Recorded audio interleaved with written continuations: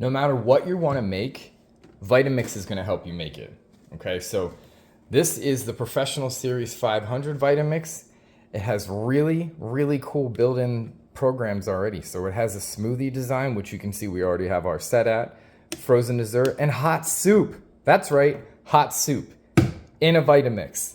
It will make it and cook it for you right in there. If you're just looking to use regular blending, of course we have a 1 through 9, and then we have the high setting, which will spin this thing going like crazy.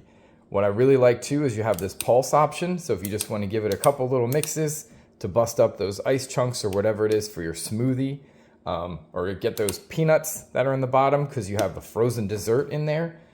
The on-off switch is nice too because you can just flick it down. Down below is your full power switch. So this is what's going to keep the power coming and going. Pro tip, when you are cleaning this, rinse it out real good when you're done. Put a little bit of water in and a drop of soap. Put it back on here and run it through one of these programs. It will clean it, and all you have to do is rinse it out and you have wonderful, frothy, soapy water.